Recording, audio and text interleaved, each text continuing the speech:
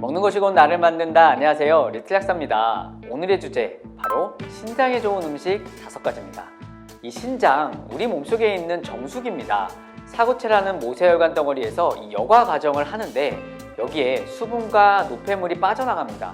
그 다음 세뇨관을 거치면서 포도당, 아미노산 같은 영양소를 재흡수하게 되죠. 또한 미처 빠져나가지 못한 노폐물들은요, 재분비하는 과정을 통해 소변을 만들고 독소를 배출하게 되죠. 그리고 신장은 혈압을 조절하고 적혈구를 만들고 뼈를 튼튼하게 만들고 수분을 조절해 줍니다. 그래서 신장 기능이 떨어지게 되면 온몸에 독소가 쌓이게 되고 혈압도 올라가고 빈혈도 생기고 뼈도 약해지고 몸도 붓게 되는 거죠. 하지만 문제는 신장이 나빠져도 알아채기가 굉장히 어렵다라는 겁니다. 그렇기 때문에 평소에 신장에 나쁜 행동을 멀리하면서 신장에 좋은 음식을 골고루 먹고 적절히 운동을 해야 이 건강을 지킬 수 있을 겁니다. 자, 신장에 나쁜 행동은 여기에 자세히 해드렸으니까 참고해 보시면 되고요. 오늘은 본격적으로 신장에 좋은 음식 5가지를 알아보겠습니다. 신장에 좋은 첫 번째 음식 바로 베리류입니다. 베리류는 딸기, 블루베리, 아사이베리, 빌베리, 크랜베리 여러 가지 종류가 있는데요. 신장은 그 안을 들여다보면요, 이 모세혈관 덩어리입니다. 그렇기 때문에 산화적 스트레스라든지 염증이 아주 취약하고 혈압이나 혈당의 영향을 많이 받습니다. 베리류의 다양한 파이토케미칼은 항산화와 항염을 아주 좋게 하기 때문에 우리 몸속 세포와 혈관을 보호해 줄 수 있죠.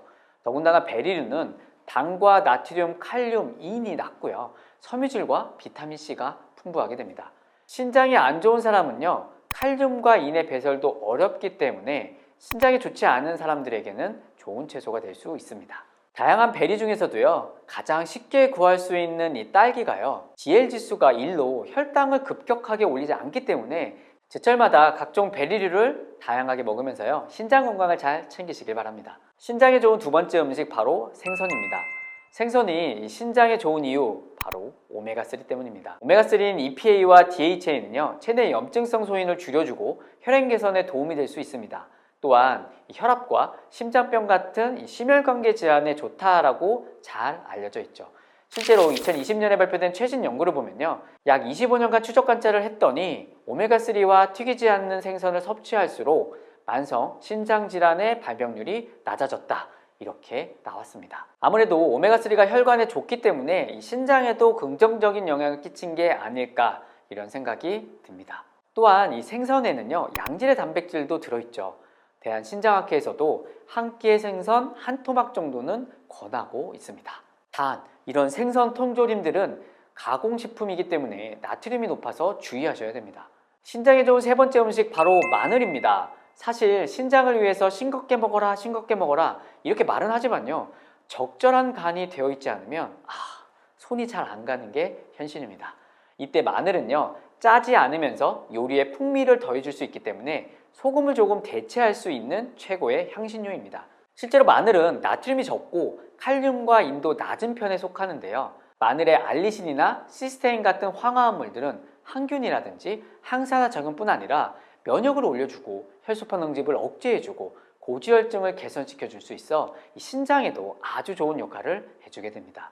2021년 발표된 마늘과 신장질환에 대한 최신 리뷰를 보면요, 마늘이 신장질환에 끼치는 영향을 확인해 보니까 마늘은 강력한 항염증 및 항산화 효과가 있기 때문에 만성 신장질환과 관련된 염증, 산화적 스트레스를 내려주고요, 요독증 같은 다양한 합병증을 완화시켰다라고 하였습니다.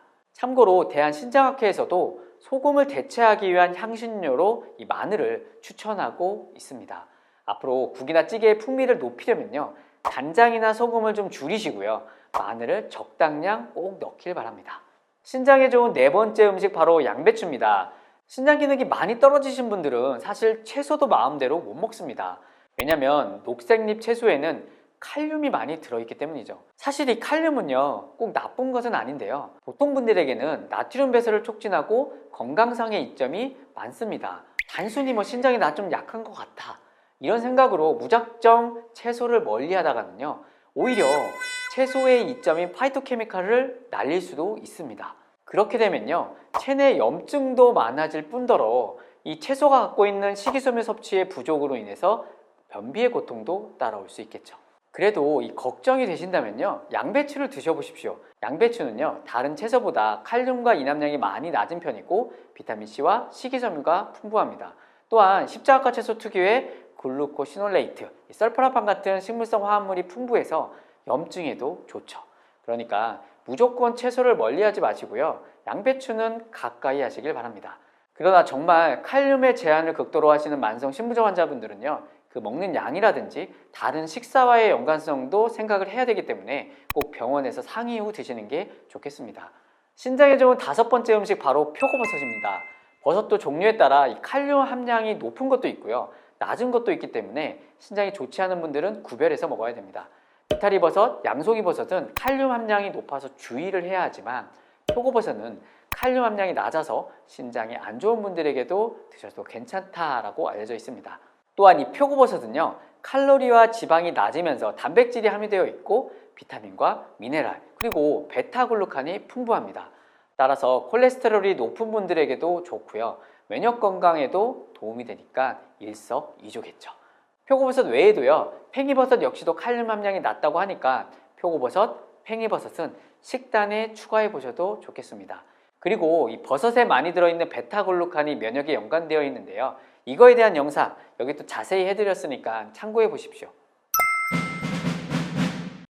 자, 오늘은 신장에 좋은 음식 5가지를 알아봤습니다. 하지만 아무리 이러한 음식이 신장에 좋다 하더라도 많이 먹으면 또 득보다는 실이 될 수도 있겠죠.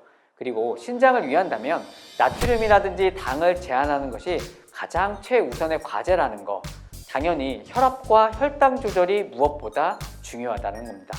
건강한 식습관이 곧 신장을 위한 최선의 방법이다 라는 거 잊지 않으셨으면 좋겠고, 저는 다음에 또 좋은 내용으로 찾아뵙겠습니다. 못 고치는 병은 없습니다. 못 고치는 습관만 있을 뿐입니다. 구독, 좋아요, 댓글, 알림까지 잊지 마십시오. 지금까지 리틀 약사였습니다. 구독을 원하신다면 이쪽, 더 많은 영상들을 보고 싶다면 이쪽.